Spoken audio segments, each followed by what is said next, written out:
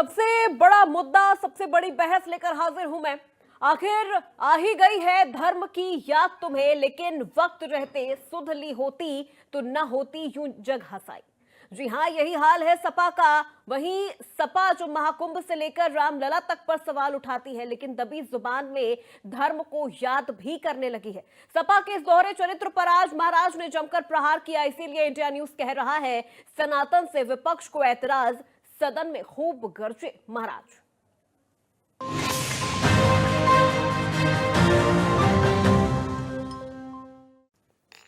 उत्तर प्रदेश विधानसभा सत्र का 5वां दिन भी हंगामेदार रहा। सत्ता पक्ष और विपक्ष के बीच खूब गहमा गहमी देखने को मिली। सीएम योगी ने महामहिम राज्यपाल के अभिभाषण पर धन्यवाद प्रस्ताव पर बोलते हुए विपक्ष पर जमकर हमला बोला।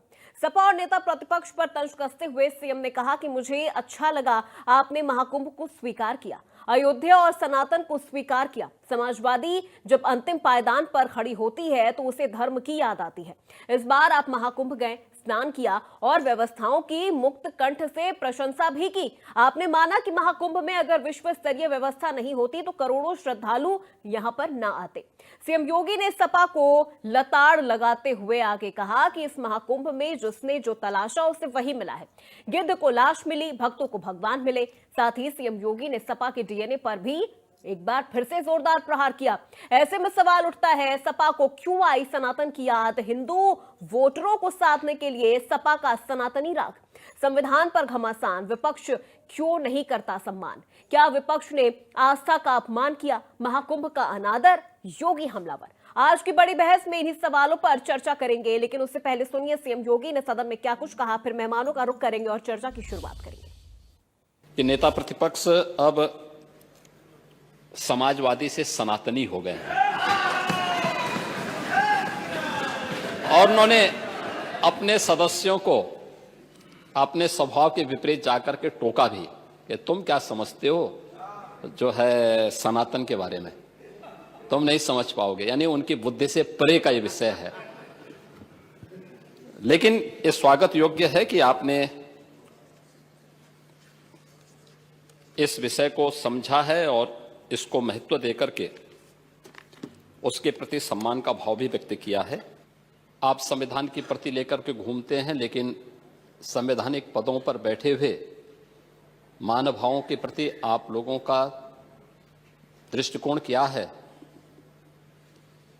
यह राज्यपाल जी के भाषण के दौरान इस सदन के दृश्य को देख करके हम सहज अनुमान लगा सकते हैं। जो शोर शराबा था, जिस प्रकार की टिप्पणियां की जा रही थी,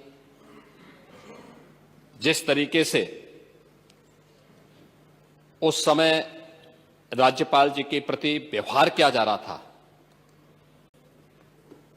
क्या वह संवैधानिक था? आप लोगों की परेशानी को मैं समझ सकता हूं और आपके साहस को मैं धन्यवाद भी दूंगा कि आज आपने कहा कि साहब मैं सनातनी हूं। समाजवादी पार्टी से सनातनी होना एक समाजवादी से इसलिए मतलब है क्योंकि आप समाजवादी तो पहले तो राम को के अस्तित्व को ही नकार गए थे। भगवान राम के अस्तित्व को, भगवान कृष्ण के अस्तित्व को ही नकार गए थे। याद करिए 2017 में जब हमारी सरकार आई थी, हम लोगों ने मथुरा, वृंदावन और ब्रज तीर्थ के विकास की कार्य योजना को आगे बढ़ाया था। समाजवादी पार्टी के साथ की ओर से बयान आया था कि वह, हमने कहा था कृष्ण की एक भव्य प्रतिमा भी वहां लगेगी। तो आपके यहां से आया था कि आप लोग भी दुर्योधन का बहुत बड़ा वो लगाएंगे। तो हमने कहा दुर्योधन का ही आप लगाने की आपकी सोच है, दुर्योधन के तो हम क्या कर सकते हैं। लेकिन भगवान राम और भगवान कृष्ण के प्रति आस्था न होना ये डॉक्टर लोहिया को भी झुठलाने जैसा है कि आप लोग न सनातन धर्म के प्रति सम्मान का भाव व्यक्त कर पा रहे हैं और न सच्चे समाजवादी के रूप में ही अपने कर्तव्यों का निर्वहन कर पा रहे हैं। किसी ने सच कहा कि महाकुंभ में जिसने जो तलाशा उसको वह मिला। गिद्धों को केवल लाश मिली, सूअरों को गंदगी मिली, संवेदनशील लोगों को रिश्तों की खूबसूरत तस्वीर मिली, आस्थावानों को पुण्य मिला। सज्जनों को सज्जनता मिली, गरीबों को रोजगार मिला, अमीरों को धंधा मिला, श्रद्धालुओं को साफ सुथरी व्यवस्था मिली, पर्यटकों को अव्यवस्था मिली, सद्भावना वाले लोगों को जाति रहित व्यवस्था मिली, भक्तों को भगवान मिले। मतलब सबने अपने स्वभाव और चरित्र के अनुसार चीजों को देखा है। सीएम योगी के तल्ख तेवर पर नेता प्रतिपक्ष माता प्रसाद पांडे ने भी काफी कुछ प्रतिक्रियाएं अपनी जाहिर की है। क्या कुछ कहना है उनका, चलिए पहले आपको सुनवाते हैं। देखिए, अब वो मुख्यमंत्री हैं, उनकी भाषा तो हम ठीक कर नहीं सकते और वो अक्सर इसी तरह की भाषा का प्रयोग करते हैं। ये संसदीय भाषा नहीं है, इस तरह की भाषा सदन में नहीं बोली जाती। तो चलिए, राजनीतिक प्रतिक्रियाएं आपने सुन ली। अब सीधे चर्चा की शुरुआत करते हैं। आज के मेहमानों से एक एक करके आपका परिचय करवा देते हैं। अपर्णा दीक्षित, प्रवक्ता बीजेपी, हमारे साथ जुड़ चुकी हैं। अपर्णा जी, बहुत स्वागत है आपका। संदीप त्रिपाठी, कांग्रेस का पक्ष रखेंगे। संदीप जी, आपका बहुत स्वागत है। मेजर आशीष चतुर्वेदी, प्रवक्ता सपा, हमारे साथ जुड़ चुके हैं। आशीष जी, बहुत स्वागत है आपका। महेंद्र सिंह, राजनीतिक विश्लेषक, भी हमारे साथ रहेंगे। महेंद्र जी, आपका भी बहुत स्वागत है। सबसे पहले संदीप त्रिपाठी जी, मैं आपसे ही शुरुआत करना चाहूंगी। देखिए, इस वक्त नजरिया जानना बहुत जरूरी हो जाता है, क्योंकि जिस तरह का भाषण आज सीएम योगी आदित्यनाथ ने सदन में दिया है कि जिसने जैसा चाहा उसको वही चीजें महाकुंभ में नजर आई हैं। कांग्रेस का नजरिया क्या है महाकुंभ को लेकर?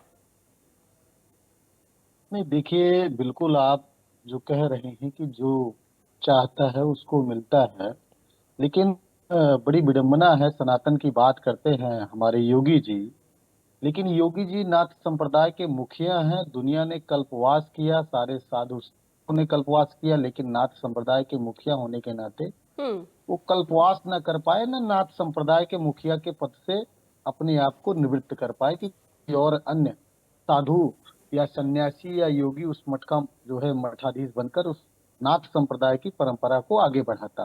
तो ऐसी उनकी सोच है। एक बात उन्होंने कही कि सबको सब कुछ मिला, अमीरों को धंधा मिला।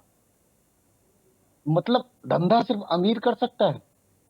कांग्रेस का मानना है कि धंधा करके आप अमीर हो सकते हैं, लेकिन इनकी सोच यही है कि जो अमीर है उसी को धंधा मिलेगा। 15,000 कर्मचारी वहां पर काम कर रहे हैं, अलग अलग जिलों से जाकर लोग। 10,000 रुपए महीने उनका वेतन। उनको कभी 3 बजे रात को बुला लिया जाता है, कभी बजे रात को बुला लिया जाता है। आप बड़े बड़े मठों को जो है कोटे में अनाज देते हो, जो सबसे मूल्य पर, लेकिन उन बेचारों को आप अनाज की सुविधा नहीं देते हो। ये है आपकी सोच। क्या आप उनको अनाज नहीं दे सकते? वो भी बेचारे 10,000 में, आप बताइए क्या होता है आज के जमाने में। और वो सफाई कर्मचारी। और एक मजेदार बात, धर्म किसी के लिए लूट का विषय है तो वो है भारतीय जनता पार्टी। जिस तरीके से महाकुंभ के नाम पर भारतीय जनता पार्टी के लोगों ने और उनके अधिकारियों ने लूट की है, वो कहीं ना कहीं ये दर्शाता है कि आप कैसे लूट कर सकते हैं, और ये काम सिर्फ भारतीय जनता पार्टी कर सकती है। आप जो अभी इसके पहले 19 में जो है मेले के प्रभारी हुआ करते थे, उनकी पत्नी के नाम का जो एनजीओ है, पूरा सफाई का ठेका उनके पास है। पता कर लीजिएगा, मैं आरोप नहीं, तथ्य दे रहा हूं आपको। ठेका उनको मिलेगा, वो खाएंगे।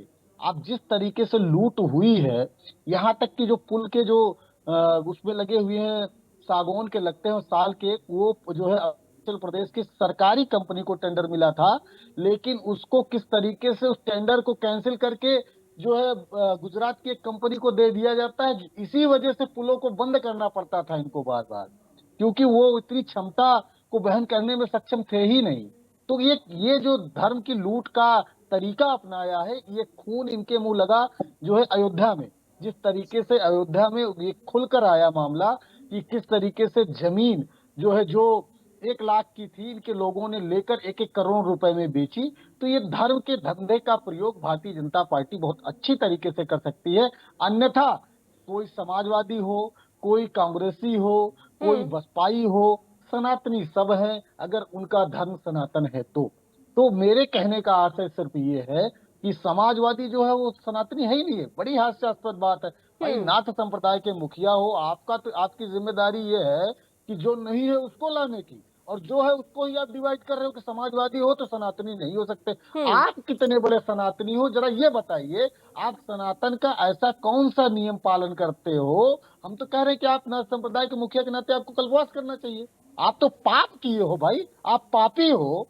आपने पाप किया कि सनातन के नाथ संप्रदाय के मुखिया के नाते दुनिया भर चलिए के ठीक मठ है, आए, ठीक है संदीप जी, जवाब और हम आप ले बात लेंगे, कर रहे हो अपर्णा जी सनातन। से जवाब ले लेंगे, बीजेपी की प्रवक्ता है। लेकिन उससे पहले एक बार आशीष जी का मैं रुख कर लेती हूँ। मेजर आशीष जी, समाजवादी पार्टी को, आपको क्या नजरिया है आपका महाकुंभ को लेके? क्योंकि जिस तरह से आज जो सीएम योगी आदित्यनाथ ने कहा कि जिसकी जैसी भावना उसको वही कुछ दिख रहा है, यानी सीधे तौर पर यह कहा जा सकता है कि जाकी रही भावना जैसी, महाकुंभ देखी तिन तैसी। समाजवादी पार्टी को किस तरह से दिख रहा है महाकुंभ? क्योंकि संदीप जी ने तो तमाम अव्यवस्थाएं दिखा दी, यानी कांग्रेस को तो सिर्फ फिलहाल अव्यवस्था दिख रही है। देखिए, समाजवादी पार्टी भी उसको वैसे ही देखती है जैसे इस देश का प्रत्येक नागरिक उसे देखता है। वो एक धार्मिक आयोजन है, उसे धार्मिक दृष्टिकोण से देखा जाता है। तो समाजवादी पार्टी कोई हिंदुस्तान के बाहर थोड़ी है, वो हिंदुस्तान के अंदर ही है। और उत्तर प्रदेश में अगर सांसदों की गिनती की जाए तो वो भारतीय जनता पार्टी से बड़ी पार्टी है। और कहीं ना कहीं जैसे होना चाहिए, हम लोग भी उसका वैसे ही मान करते हैं, आदर करते हैं। और जब हमारी सरकार थी तब भी हम लोगों ने अपनी तरफ से पूरी अच्छी कोशिश करी थी, और एक बहुत अच्छा आयोजन और एक बहुत सुरक्षित आयोजन किया था। कहीं कोई भगदड़ नहीं हुई थी, कहीं किस तरीके की कोई गलत घटना जहां पे संगम है वहां पे कहीं नहीं हुई थी। ये हम लोगों का प्रयास था, मिला जुला सबका। और हम लोगों का ये मानना है कि जो व्यवस्थाओं में जो कमी रही, जो बहुत बार सोशल मीडिया के माध्यम से, मीडिया के माध्यम से लोगों द्वारा जो वहां कमियां, लोगों को दिक्कतें महसूस हुई, हमने उनको सदन पे जो है उठाया, और सोशल मीडिया पे भी उठाया, और मीडिया के माध्यम से भी हम लोगों ने उठाया कि भाई यहाँ ये कमियां रह गई हैं, इनको सुधारा जाए। या जैसे जो लोग भगदड़ में जिनकी मृत्यु हो गई थी, उनके परिवारजन अपने जो उनके परिवार वाले हैं उनके शव नहीं ढूंढ पा रहे थे, तो हम लोगों ने वो उन चीजों को उठाया कि भाई उनको, उनके परिवारजन का जो है ढूंढने में मदद करे सरकार। तो जो व्यवस्था में कमियां रहेंगी उसको तो विपक्ष उठाएगा ही उठाएगा, और उसका फर्ज भी है कि जो व्यवस्था चाहे किसी भी आयोजन में हो, अगर कोई कमी रह रही है तो विपक्ष का काम ही है कि वो अपनी जिम्मेदारी से उन चीजों को उठाए। वो हमने उठाया। अब कहाँ क्या बाकी, उसमें कौन क्या देख रहा है, क्या नहीं देख रहा है, मैं समझता हूँ ये जनता भी बहुत बेहतर रूप से देख रही होगी कि एक जिम्मेदारी, जब सरकार में आप होते हैं तो किसी भी आयोजन की जिम्मेदारी सरकार की होती है। अब उस पे ये नहीं होता कि उस पे हर चीज पे आप राजनीति करने लगे और उसका श्रेय लेने की कोशिश करने लगे। वो सरकार की जिम्मेदारी है। सरकार वो काम निर्वहन इसीलिए चुनी जाती है कि सरकार चलाती है, वो निर्वहन करती है अपनी जिम्मेदारियों का। तो कहीं ना कहीं विपक्ष की ये मांग थी कि बस जो ठीक है, व्यवस्थाएं ठीक हैं, है आशीष जी, अब एक बार अपर्णा जी का भी रुख कर लेते हैं। अपर्णा जी देखिए, इस वक्त सबका नजरिया जानना बेहद जरूरी हो गया है। आज जिस तरह से सीएम योगी ने सदन में कहा है, तो ऐसे में अपर्णा जी आपको किस तरह से दिख रहा है यह महाकुंभ? क्योंकि अभी संदीप जी ने अव्यवस्थाएं गिनवा दी, मेजर आशीष जी कह रहे हैं कि जैसे बाकी सभी श्रद्धालुओं को दिख रहा है, हमें भी उसी तरह से दिख रहा है। लेकिन अगर देखा जाए तो अव्यवस्थाएं हैं, उन पर बात नहीं हो रही है। देखिए, मैं एक बात से इत्तेफाक रखती हूँ आशीष जी की, कि गवर्नमेंट की जिम्मेदारी है, गवर्नमेंट की जिम्मेदारी होती है कि किसी भी कुंभ का आयोजन करे। लेकिन गवर्नमेंट की एक और जिम्मेदारी होती है, जो हमारी माँ को गाली दे ऐसे लोगों के हाथ में नहीं सौंपना चाहिए था। बस इतना कटाक्ष करना था मुझे। और आपने सफाई की जो मशीनें थी जवाहर यूनिवर्सिटी में मिली थी, जो जिन जिन जिलों को सफाई की मशीनें वितरित की गई थी महाकुंभ में, एक ये भी है। रही बात आपकी, सम्मानित संदीप जी भाई साहब ने कहा कि इस तरीके से वहां पर अव्यवस्था है। आप चले जाइए और देख लीजिए कि वहां पर अव्यवस्था कितनी है। आपने 30,000 15,000 सफाई कर्मचारियों को, आपको कैसे मालूम उनको अनाज मिल रहा है कि नहीं मिल रहा है? टीवी पर डिबेट करना तो बड़ा आसान होता है और ज्ञान दे देना बड़ा आसान होता है कि 10,000 रुपए में उनका कैसे उनकी लाइफ चलेगी और आने वाले भविष्य में उनका क्या होगा। देखिए, ये एक रोजगार मिला है लोगों को, रोजगार के माध्यम से लोगों ने अपने व्यापार भी किए। मैं आपको बता दूं, वहां पर बड़े उद्योगी भी आए हैं वहां, छोटे उद्योगियों को भी काम मिला है, छोटे छोटे टेंडर भी पड़े थे, बड़े बड़े टेंडर भी पड़े थे। हर बात का विशेष ध्यान रखा है, संदीप हर जी एक को तकलीफ पारदर्शिता है कि रखी गई है। सदन में मैं सीएम आपको बता योगी ने दूं कहा कि अमीरों को धंधा मिला है लेकिन गरीबों का जिक्र नहीं किया गया। क्यों नहीं किया गया, लेकिन वो एक कहते हुए जब उन्होंने बोला तो उन्होंने यही नहीं कहा कि अमीरों को, उन्होंने ये भी कहा रोजगार मिला। उन्होंने कहा जाकी रही भावना जैसी, जिसने जैसे जिस कुंभ को देखा उसको वैसी भावना मिली। कुछ लोगों ने लाशों पर राजनीति की तो उनको लाशें दिखी और गिनने लगे लाशें, तो कुछ लोग तो, लेकिन इन बातों का कोई प्राय नहीं है। देखिए ये एक बहुत बड़ा मेला था जो लोगों की आस्था का था। लोग इंतजार करते हैं कुंभ का, और लोग एकत्र करते हैं धन अपने घर में कि हम जाएंगे और वहां जाके हम सनातन व्यवस्था में कुंभ को मोक्ष की दृष्टिकोण से देखा जाता है, तो वहां लोग जाते हैं और आस्था का पर्व मनाते हैं और डुबकी लगाते हैं। तो इस तरीके से वहां पर लाशें गिनवा देना, लोगों को भड़काने की कोशिश करना जो लगातार हो रही है। देखिए आप बहुत अच्छी बात है, आप उसे क्रिटिसाइज कीजिए, आप उसे बहुत तरीके से देखिए, अव्यवस्था गिनाइए, आपका स्वागत है, भारतीय जनता पार्टी आपका स्वागत करती है, विपक्ष होने के नाते आपका ये अधिकार है। लेकिन उसे गंदा बोल देना, आप कुंभ में है क्या मृत बोल देना, जो लोग कुंभ में स्नान करके आए इन्हीं के नेता, वो अब दूसरे तीसरे दिन आके कह रहे हैं कि वहां जाने की जरूरत नहीं है, कुंभ बेकार है, कुंभ में तो सिर्फ लाशें हैं, वहां कौन जाएगा। तो ये अभद्र टिप्पणियां करना भी तो जरूरी नहीं। कहीं ना कहीं लोगों के मन में ये विचार आता है कि समाजवादी पार्टी क्या सच में सनातन विरोधी है। लोगों के मन में, मेरे मन में भी प्रश्न उठता है। मैं एक आम नागरिक होने के नाते सोचूं तो लगातार इस तरीके का नरेटिव बना रही है समाजवादी पार्टी। देखो हम खुश नहीं हैं, लेकिन आप जाते हैं डुबकी लगा के स्वयं आते हैं आदरणीय अखिलेश यादव जी, और दूसरों को कहते हैं कि वहां अव्यवस्था है। तो आपको व्यवस्था मिली थी क्या? नहीं मिली थी। आप गए और वीआईपी दर्शन किए आपने, और वहां जाके संत समाज के साथ भी आप बैठे, आपको तो कोई नहीं मिली। वहां के लोगों की मैं डेली कुछ ना कुछ रिपोर्ट्स देखती हूँ टीवी चैनलों के माध्यम से और सोशल मीडिया के माध्यम से, मुझे तो अव्यवस्था नहीं लगती है। देखिए वहां पर ये बहुत आसान होता है 7 करोड़ में से 63 करोड़ लोगों का स्नान कराना। एक विश्वव्यापी अगर व्यवस्था नहीं होती तो ये सच है कि अन्य सरकारें फेल होने में कोई कसर नहीं छोड़ती। लेकिन ये भी कोई दोहराई नहीं कि इसमें हर प्रयास किया गया है, सरकार द्वारा सेवा की गई है। ठीक है अपर्णा जी, लौटूंगी आपके पास। महेंद्र जी का एक बार रुख कर लेते हैं, राजनीतिक विश्लेषक हैं, उनसे भी एक बार जान लेते हैं उनकी प्रतिक्रिया। महेंद्र जी देखिए, राजनीति तो महाकुंभ को लेकर डे 1 से हो रही है। जो विरोध कर रहे हैं वो भी वहां जा रहे हैं, जो अव्यवस्थाओं का जिक्र कर रहे हैं वो वहां मिल रही व्यवस्थाओं का ही लाभ उठा रहे हैं, जो वीआईपी कल्चर पे सवाल उठा रहे हैं वो उन्हीं वीआईपी कल्चर को फॉलो करके वहां जा रहे हैं, जो वहां कह रहे हैं कि गंगा दूषित है, यमुना दूषित है, लेकिन वो उसी गंगा में जाके स्नान भी कर रहे हैं, डुबकी भी लगा रहे हैं, उनके पूरे मंत्रिमंडल जा रहे हैं। नहीं देखिए, निश्चित रूप से आपने एकदम सही कहा कि पहले दिन से ही या कुंभ के शुरू होने के पहले से ही इसमें राजनीति हो रही है। और जहां एक तरफ विपक्ष तमाम खामियां निकालने की कोशिश कर रहा है, वहीं सरकार जो है इसको अपनी एक बड़ी उपलब्धि के रूप में दिखाने की कोशिश कर रही है। और आप देखिए कि अभी जो चर्चा हुई कि 63 करोड़ लोगों ने वहां जो है संगम में स्नान किया।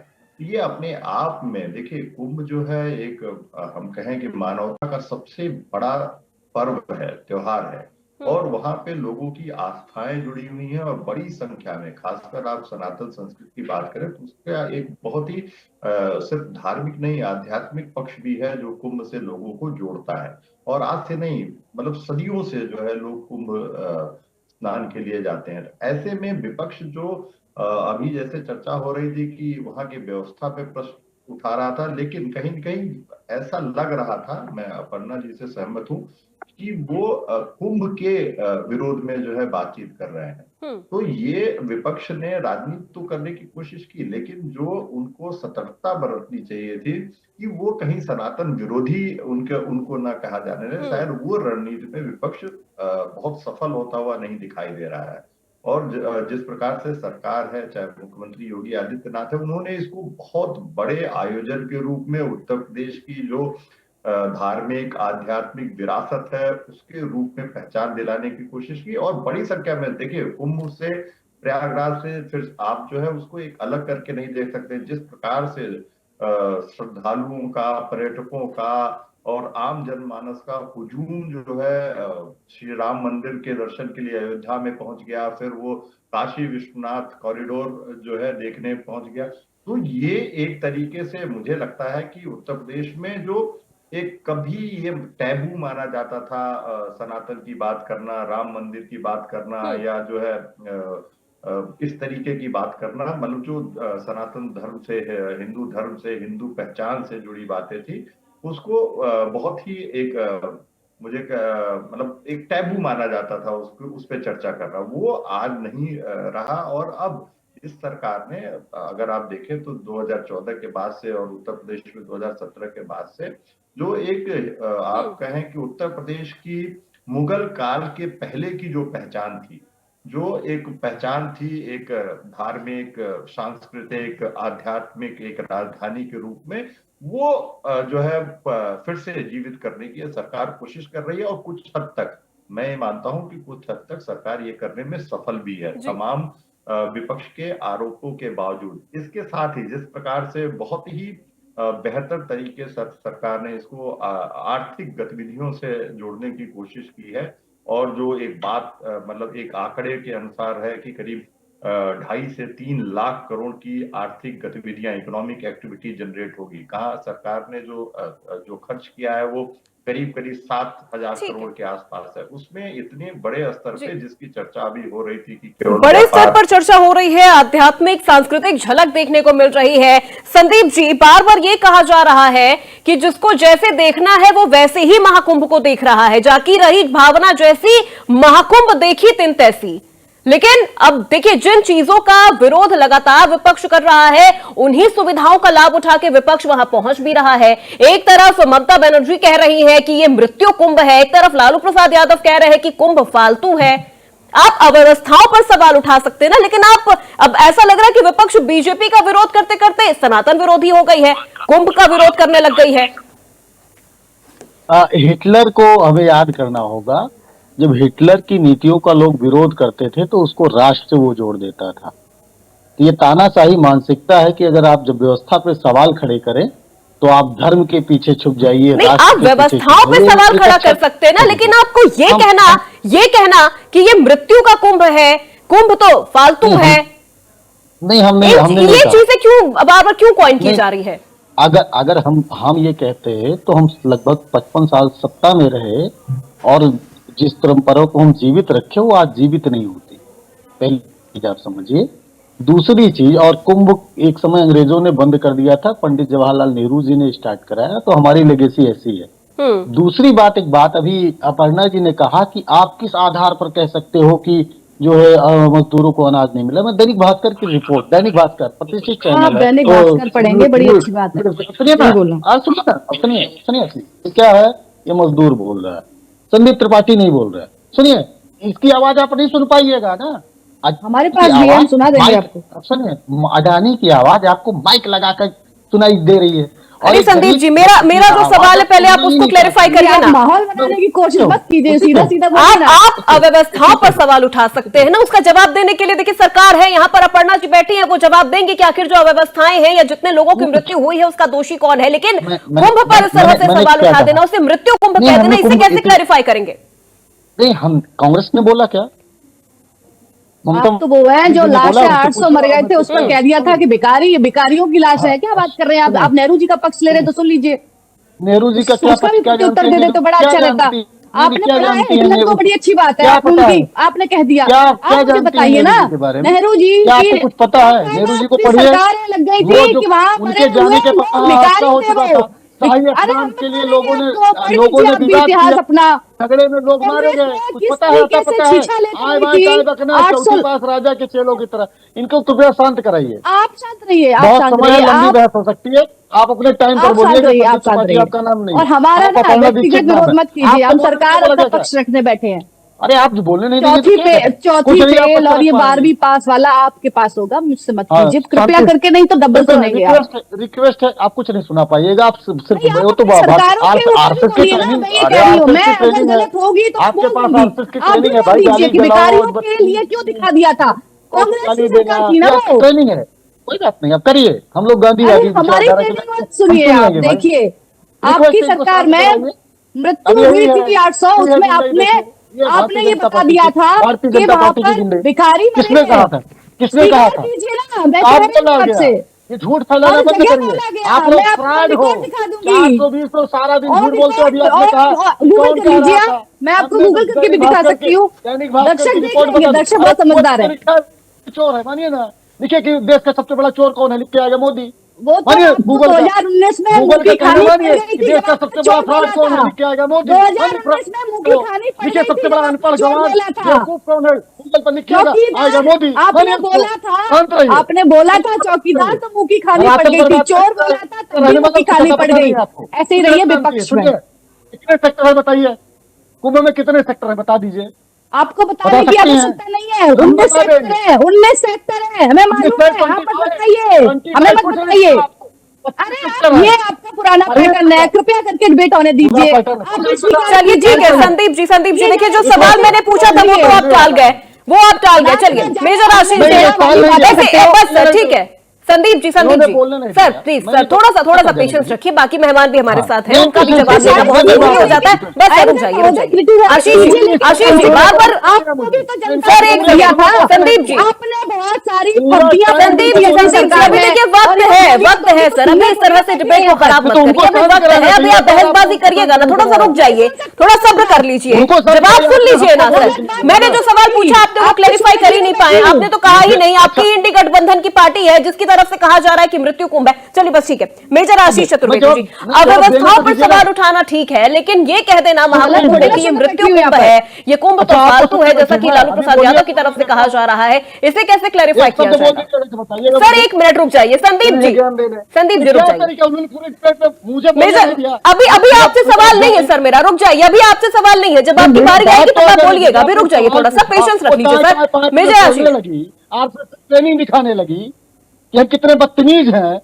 अरे संदीप जी रुक जाइए सर, थोड़ा सा पेशेंस कर लीजिए सर। अब बदतमीज है, तमीजदार है, मुद्दे पर आपको बात नहीं करनी है, बदतमीज है, तमीजदार है, ये चीजें अब आप करते रह जाएंगे तो पूरी डिबेट का वक्त ऐसे ही खराब हो जाएगा सर। हमें बस सर प्लीज रुक जाइए बदतमीजी लग रही है सर, ठीक है रुक जाइए। बता रही हूँ अपनी तो नहीं बदतमीजी कोई नहीं करेगा, चाहे वो बीजेपी हो, चाहे वो कांग्रेस हो, चाहे वो यहाँ पर समाजवादी पार्टी हो, मेरी डिबेट में किसी की बदतमीजी मैं बर्दाश्त नहीं करूंगी। आदर है पता नहीं बदतमीजी करनी तो आप डिबेट छोड़ सकते हैं, बदतमीजी करनी आप डिबेट छोड़ सकते हैं, लेकिन वो मैं बर्दाश्त नहीं करूंगी, सदन मत बनाइए इसे यहाँ पे। मेजर आशीष नहीं तो जी मेरी बात तो आने दीजिए ना, रिक्वेस्ट अरे सर ठीक है रुक जाइए सर, थोड़ा सा जवाब भी तो सुन लीजिए सर, थोड़ा पेशेंस रख लीजिए, जवाब सुन लीजिए। मेजर आशीष जी से मेरा सवाल है, आशीष जी क्या तरीका है? 20 सेकंड अगर अनुमति हो तो मैं बोल दूं, महत्वपूर्ण नहीं सर बात अभी है। रुक जाइए, अभी रुक जाइए, मैं आपको 20 सेकंड क्या मैं मतलब आपको 2 मेरे- मिनट दूंगी, आप पूरा बोल लीजिएगा, लेकिन पहले जिससे तो मेरा उनको सवाल है भी मुझे समझ उससे जवाब ले लेने दीजिए सर, ऐसे नहीं रिक्वेस्ट कर रही हूं। मेजर आशीष चतुर्वेदी जी इन चीजों को कैसे क्लैरिफाई करेंगे? अव्यवस्थाओं पर तो देखिए सवाल उठाना ठीक है, वाजिब है, अगर अव्यवस्थाएं हैं तो विपक्ष बैठी ही इसीलिए है, लेकिन ये कह देना कि महाकुंभ मृत्यु कुंभ है, ये कह देना कि ये फालतू है, ये तो सिर्फ राजनीति नहीं है ना, ये तो फिर करोड़ों लोगों की आस्था को ठेस पहुंचाने वाली बात हो गई। निश्चित रूप से इस तरीके के बयान बिल्कुल ही गैर जिम्मेदाराना बयान है, जिसने भी दिए हैं बिल्कुल मुझे लगता है कि उनको पुनः विचार करना चाहिए कि इस तरीके के बयान दे करके आप लोगों की आस्था का कहीं ना कहीं अपमान कर रहे हैं जी। इस तरीके के बयानों से बचना चाहिए, जिम्मेदार नेता बनना चाहिए, इस तरीके के बयानों की कोई आवश्यकता नहीं, और जो मूलभूत विषय हैं उन पे बात करनी चाहिए वहां पे। अभी जैसे वहां निषाद समाज के लोग हैं, जो लोग नाव चलाते हैं, उन लोगों को जो है भाजपा की सरकार ने अभी वहां नाव चलाने की परमिशन नहीं दी है, जो वहां पे हजारों लोग हैं जो नाव चलाते हैं, जिनसे उनकी रोजी रोटी चलती है। तो ऐसे मुद्दे हैं, इन चीजों को उठाइए। अभी उत्तर प्रदेश पे आप देखिए, जब हमारी सरकार थी तो 4.5 लाख करोड़ का जो है कर्ज था, आज की स्थिति में वो 9 लाख करोड़ का हो गया है।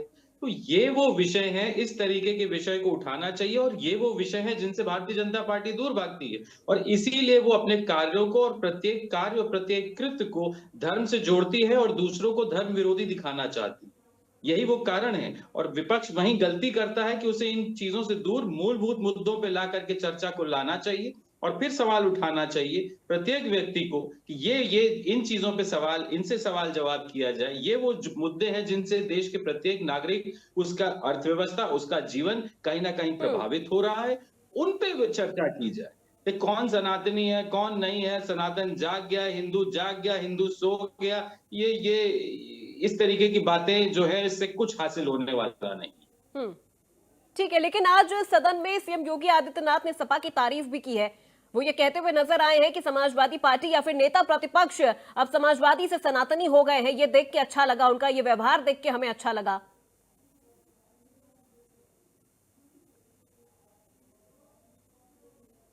तो मैं आपको बता दूं, जितना योगी जी समाजवादी पार्टी को जानेंगे, उनको समाजवादी पार्टी और समाजवादी दोनों ही उतने भाएंगे, और एक समय आएगा जब उनको भाजपा से ज्यादा भाने लग जाएगी।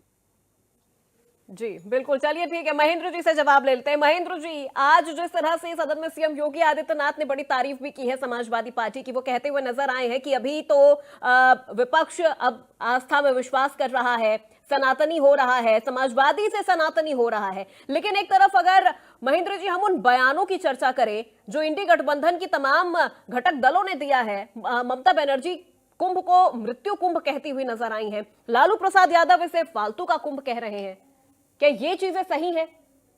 ये स्तर दिखाता है राजनीति का? ये देखिए, विपक्ष ने जो है, या भारत की बात ना करें, पूरे विश्व में अगर आप देखें तो जो एक उदारवादी दृष्टिकोण जिसको कहा जाता है,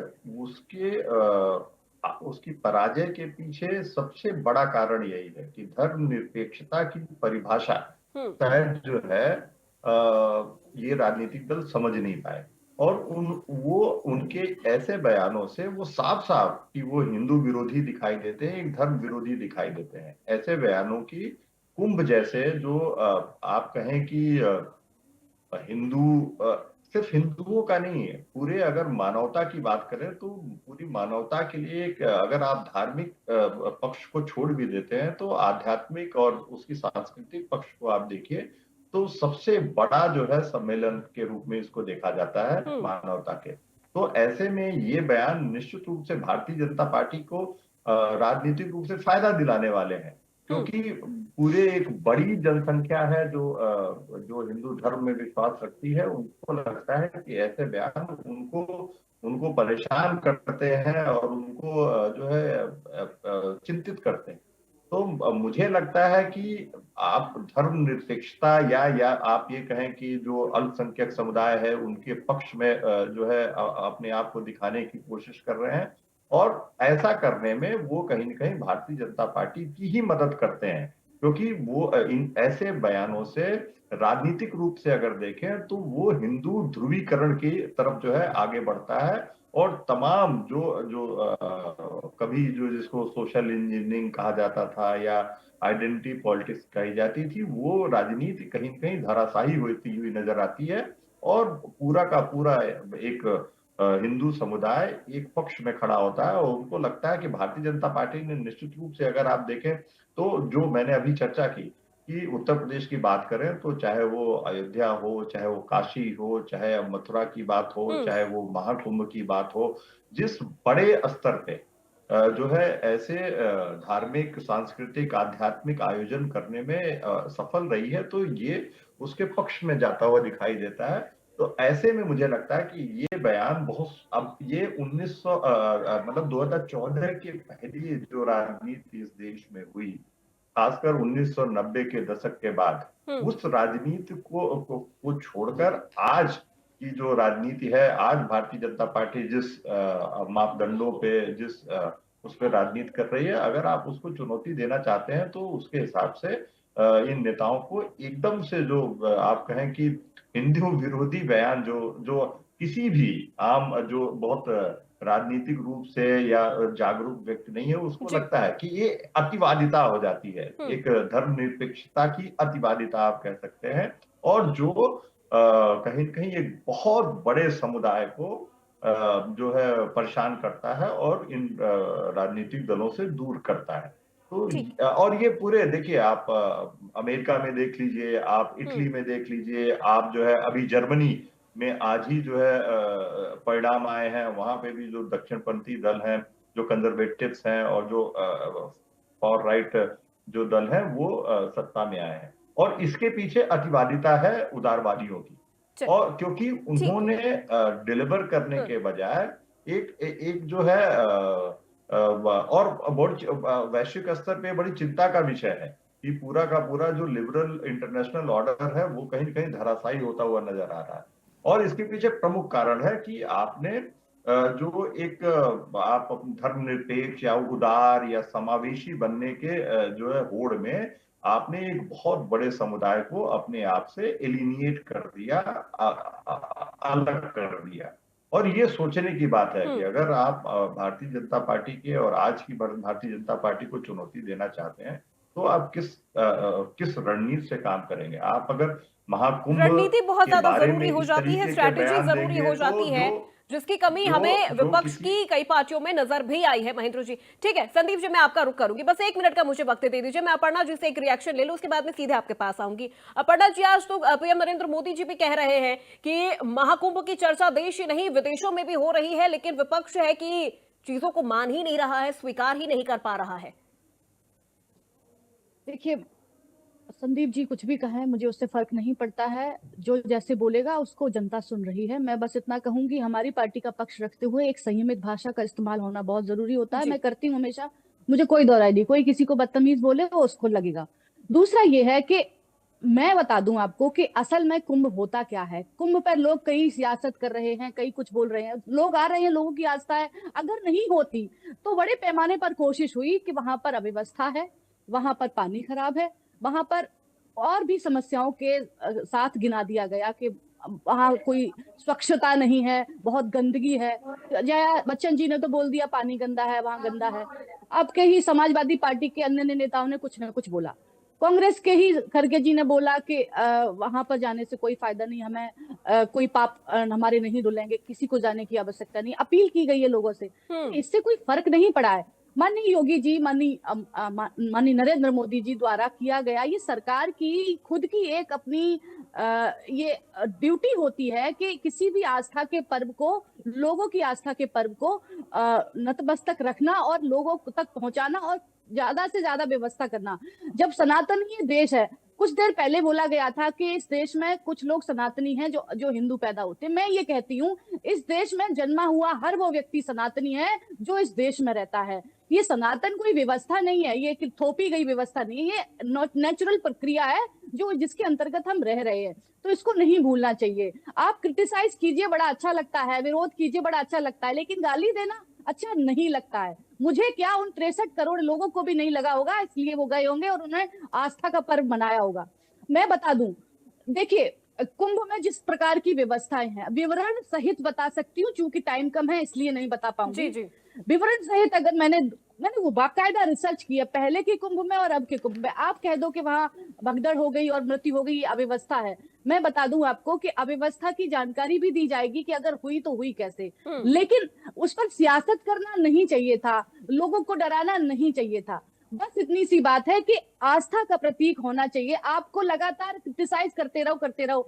मुझे खुद में ये लगता है कि समाजवादी पार्टी हो या कांग्रेस पार्टी हो, इनको कभी न कभी ऐसा कह देना चाहिए, कभी कभी ऐसा होना चाहिए कि हाँ, हम भी आपके साथ खड़े हैं और आपके साथ कदम से कदम मिलके हम आगे बढ़ेंगे और लोगों को हम सांत्वना देंगे। लेकिन सांत्वना देकर उस पर राजनीति होना, ये बड़ा विषय है। लोगों के मन में ये बैठ गया है कि आप लगातार करके भी सबका मुझे रुक करना। संदीप जी का मैं रुक कर लेती हूँ। संदीप जी, आखिर कब एक साथ हो पाएंगे? जैसा कि अभी अपर्णा जी कह रही हैं कि कब वो दिन आएगा जब विपक्ष भी कहेगा, जब इस तरह से भारत खुद को रिप्रेजेंट कर रहा है आध्यात्मिक तौर पर, सांस्कृतिक तौर पर, देश ही नहीं विदेशों से भी लोग आ रहे हैं, सनातन को मान रहे हैं, बेहद करीब से देख रहे हैं, 63 करोड़ लोग स्नान कर चुके हैं। आखिर कब विपक्ष एक साथ आएगा और ये कहेगा कि नहीं, ये हमारा भारत है और देखिए हमारी तैयारी एकदम चुस्त दुरुस्त है, व्यवस्थाएं हैं, हम उसे दूर करेंगे? देखिए, बड़े मजेदार बात है। 63 करोड़ की संख्या भारतीय जनता पार्टी की मौजूदा सरकार, उत्तर प्रदेश सरकार बता देती है, लेकिन कितने लोग कुंभ में मरे, कहाँ कहाँ भगदड़ हुई, ये आज तक नहीं बता पाते। ये नहीं बता पाते कि पुल नंबर 16 पर घटना हुई, वहां पर हमारे पिताजी कल्पवास कर रहे थे भूरा मठ में। जगह बता दे रहा हूँ, उसका नाम बता दे रहा हूँ, और जो है वहां पर एक कैबिनेट मिनिस्टर भी वहां पर कार्यक्रम भूरा मठ में करने के लिए उत्तर प्रदेश सरकार के मंत्री गए थे। लेकिन कभी आप सुना कि पुल नंबर 16 पर भगदड़ हुई, वहां पर ट्रकों से ज्यादा सामान, जूता चप्पल और ये लोगों को छूटा। दुकानदार, एक दुकानदार कहता है कि 12 बार से हमारी दुकानों पे थी, क्या कभी आपने उस बात की चर्चा सुनी? क्यों छुपा रहे हो? अगर आप ये बता सकते हो कि 63 करोड़ लोग आप जो है कुंभ में नहाने के लिए आए, तो आप सीसीटीवी, आपने कहा कि एआई का इस्तेमाल हो रहा है, तो आप सीसीटीवी फुटेज क्यों नहीं जारी कर देते मेले की उस दिन की, कि किस तरीके से भगदड़ हुई, कौन लोग उसके दोषी हैं, कितने लोग मरे, और झूसी की घटना आप स्वीकार नहीं कर रहे थे, आपका डीआईजी मना कर रहा था, अंततः एक जो है 2 पत्रकार, एक लल्लन टाप के और जो है एक चौबे जी ने, धन्य है ऐसे पत्रकार की आपकी जो है असफलता को उजागर कर रहे हैं, तो आप डिनाई कर देते हो। जैसे अभी अपर्णा जी ने डिनाई कर दिया कि कौन कहता है सफाई का, जो हमने दैनिक भास्कर की रिपोर्ट का जिक्र किया तो कह रहे कि हमारे पास है, तो आपको मान लेना चाहिए कि हाँ ये कमी है, हम सरकार से कहेंगे कि अब आगे राशन मिलेगा। लेकिन नहीं, आप सिर्फ ये कह दें कि अगर आप व्यवस्था पे सवाल खड़े कर रहे हो या कोई कमी है उसको बता रहे हो, तो आप जो है धार्मिक नहीं हो, आप सनातनी नहीं हो। और धर्म का उपयोग, मैं एक बड़ा अच्छा उदाहरण दे रहा हूँ, वक्फ बोर्ड चेयरमैन हुआ करते थे वसीम रिजवी, जो अब बन गए हैं सनातनी। और बने क्यों? उनके ऊपर बलात्कार के मुकदमे हैं, उनके ऊपर जमीन हथियाने के मुकदमे हैं, और वो ये कहते हैं कि हम कोई अगर जो है मुस्लिम हिंदू बनेगा तो उसको 3,000 रुपए आजीवन देंगे। ये पैसा आया कहाँ से? आपके पास इतना पैसा, उसकी जांच क्यों? उनके ऊपर पहले जो है अवैध संपत्तियों का भी मामला था, लेकिन वो हिंदू बन गए, धर्म बदल लिया, सारे मामले खत्म हो गए। तो ये धर्म का उपयोग आप अच्छे काम के लिए कर रहे हो या बुरे काम को, अपने कामों को ढकने के लिए कर रहे हो, विषय ये भी है। आज महेंद्र जी ने एक बड़ी मजेदार बात कही जो मुझे बहुत अच्छा लगा। उन्होंने कहा कि उदारवादी विचारधारा का जो है स्वीकार्यता कम हो रही है। बिल्कुल सर, सही कह रहे हैं। बहुत सारे देशों में दक्षिणपंथी जो विचारधारा के लोग हैं वो चुनाव जीत के आ रहे हैं। हर एक चीज का एक समय होता है, और हम लोग फिर, हम खत्म नहीं हुए हैं। आज भी हमको 17 करोड़ से ज्यादा इसी देश के लोग वोट देते हैं। तो ये कहना कि खत्म, हम बिल्कुल चुनाव नहीं जीते हैं, जनता ने हमको अस्वीकार किया है, लेकिन ये कह देना कि सारे सनातनी भारतीय जनता पार्टी को मानते हैं, तो फिर तो कोई पार्टी एक सीट जीत ही नहीं सकती भाई।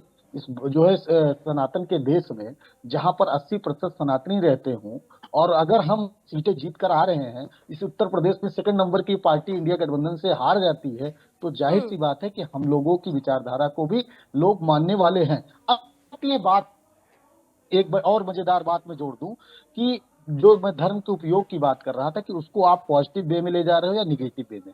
एक मजेदार चीज बात आती है कि आप कह रहे हैं कि धर्म से 2 लाख करोड़ का जो है उत्तर प्रदेश को फायदा होगा, तो उसको लोगों को क्या फायदा होगा, जरा मैं जानना चाहता हूँ आप। और एक बात आई कि आप धर्म पर ही सवाल क्यों खड़े करते हैं? क्योंकि उत्तर प्रदेश की सरकार सिर्फ धर्म का ही काम तो कर रही है। वो बताइए कितनी फैक्ट्री उस उत्तर प्रदेश की सरकार ने, एक फैक्ट्री का नाम बता दीजिए 17 के बाद से जो लगी हो, सार्वजनिक उपक्रम लगाया हो, तो किस पे सवाल खड़े करेंगे? जो काम करता है उसी पर सवाल होता है। तो आप काम ही कर रहे हो, इसके सिवा आपके पास काम ही नहीं है ना। आप एक कोई सार्वजनिक उपक्रम लगा पाते हो, अटल बिहारी वाजपेयी के नाम पर यूनिवर्सिटी की घोषणा आप लखनऊ में 2017 में करते हो, आज तक उस जमीन का अधिग्रहण नहीं कर पाते हो। जवाब दे देती हूँ। और टाइम हो गया, मुझे भी समय दीजिए। चलिए, ठीक है, ठीक है। उत्तर प्रदेश में बहुत टाइम हो गया, मैडम ठीक है, एक बार आशीष जी का मैं रिएक्शन लेना चाहूंगी उस पर, उसके बाद सर बस कि आप जवाब दिए देती हूँ। देखिए वक्त की कमी है, सबको मुझे मौका देना है, सबसे जवाब लेना है। अब आप ही सिर्फ बोलते रह जाएंगे सर, तो फिर हो गया। मैं रुक जाइए, आशीष जी से मैं एक बार जवाब ले लेती हूँ। आशीष जी, क्या सपा का यहाँ पर पक्ष रहेगा? जिस तरह से आज सीएम योगी ने तारीफ भी की है और ये भी कहा है कि जब एकदम अंतिम पायदान पर पहुंच जाती है समाजवादी पार्टी, तब उन्हें धर्म याद आता है, तब उन्हें सनातन की याद आती है। सनातन के वर्ण व्यवस्था को करना चाहिए। विचारधारा हमेशा से रही है कि हम अपने विकास के एजेंडे, और हमारे वो काम होते हैं कि आप शहर में कहीं भी खड़े हो जाएं तो हम बता सकते हैं कि ये देखो ये हमने बनाया है, इसके आगे ये देखो ये हमने बनाया है। हम वो चीजें गिना सकते हैं, जनता देख सकती है। हमारा विकास 1000 करोड़, हजारों नौकरियां, 1000 करोड़ का बजट एलोकेशन इस तरह नहीं होता जो जनता को केवल आंकड़ों में दिखता है, धरातल पे कहीं नहीं दिखता, धरातल पे कहीं भी नहीं दिखता है। और समाजवादी पार्टी के किए हुए काम वो है कि जिस ऑफिस में आज योगी जी बैठते हैं वो भी समाजवादी पार्टी ने बनाया, और जहां उन्होंने शपथ ली वो भी समाजवादी पार्टी ने बनाया, और जब यहां से दिल्ली जाते हैं तो वो भी समाजवादी पार्टी ने बनाया, जब टहलने जाते हैं इस पार्क में वो भी समाजवादी पार्टी ने बनाया, और जब बीमार हो जाते हैं किसी अस्पताल में तो 10 में से 9 अस्पताल वो भी समाजवादी पार्टी ने ही बनाए हैं। बाकी आंकड़े और जो आप गिनाना चाहते हैं, जैसे कि हमेशा भारतीय जनता पार्टी गिनाती रहती है कि हमने ये कर दिया, हमने वो कर दिया, लेकिन मिला किसी को कुछ नहीं। अभी जैसे गिना रहे हैं कि इतने लाख करोड़ का फायदा हुआ, मैंने अभी जिक्र किया कि उत्तर प्रदेश पे जो कर्ज है वो 9 लाख करोड़ पहुंच गया है। तो इनके हिसाब से अगर 2 लाख करोड़ सरकार को गया है तो कल ही जो है आंकड़ा बदल जाना चाहिए और 7 लाख करोड़ हो जाना चाहिए। तो अब क्यों नहीं हो रहा है वो? अगर आपके पास इतना पैसा आ गया तो आप कर्ज कम करेंगे ना,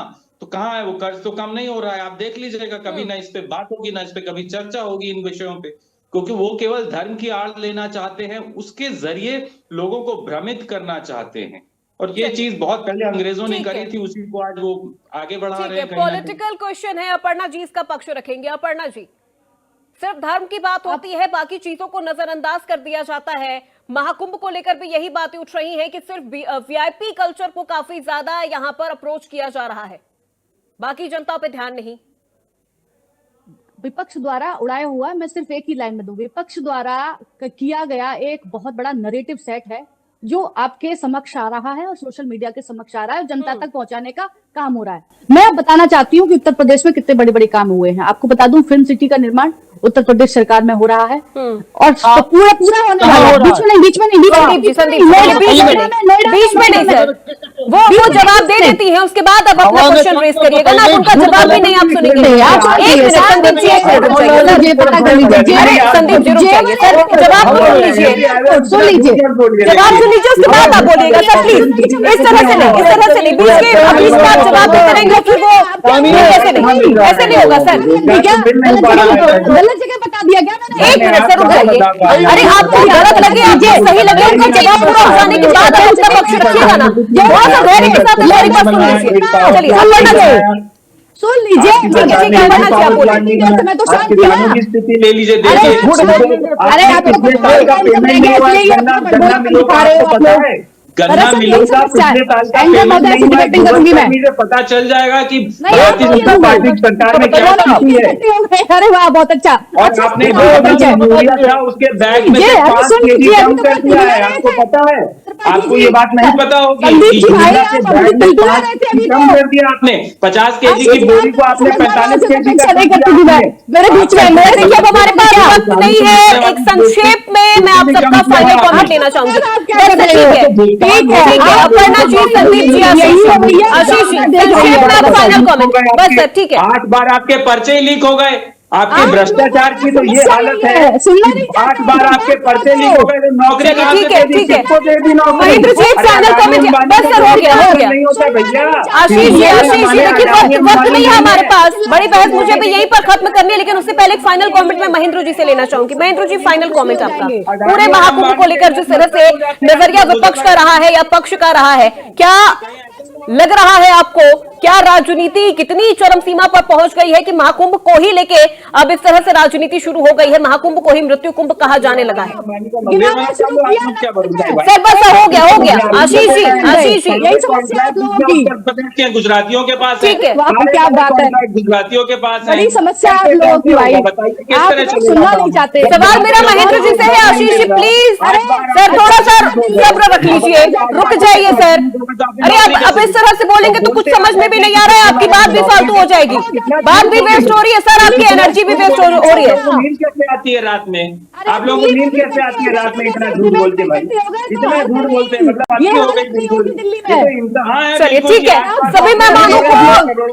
सभी मेहमानों का बहुत शुक्रिया हमारे साथ बड़ी बहस में जुड़ने के लिए, अपना पक्ष रखने के लिए। तो देखिए, बात जब महाकुंभ की होती है तो डे 1 से हम देख रहे हैं कि राजनीति महाकुंभ को लेकर चरम सीमा पर है। अव्यवस्थाओं को लेकर विपक्ष एक तरफ हमलावर है, तो वहीं समाजवादी पार्टी लगातार कुंभ को लेकर कुंभ की अव्यवस्थाओं पर सवाल उठा रहा है। लेकिन समाजवादी पार्टी के मुखिया इन्हीं व्यवस्थाओं का इस्तेमाल भी कर रहे हैं, कुंभ में जा भी रहे हैं, स्नान भी कर रहे हैं। वीआईपी कल्चर का जिसका वो विरोध कर रहे थे, उसी वीआईपी कल्चर को वो फॉलो करते हुए वहां पर जाके स्नान भी कर रहे हैं। अब ऐसे में आज सदन में सीएम योगी आदित्यनाथ ने विपक्ष को आईना दिखाने वाला काम किया है। उन्होंने कहा है कि जिसका जैसा नजरिया है उसको महाकुंभ में वही चीजें दिख रही हैं, गिद्ध को लाशें नजर आ रही हैं और आस्थावान को वहां पर आस्था नजर आ रही है। 3 दिन और शेष बचे हैं महाकुंभ को लेकर, जो तमाम तैयारियां हैं वो आपको भी हम पल पल की अपडेट के साथ बता रहे हैं। तो फिलहाल आज मेरे साथ बड़ी बहस में बस इतना ही।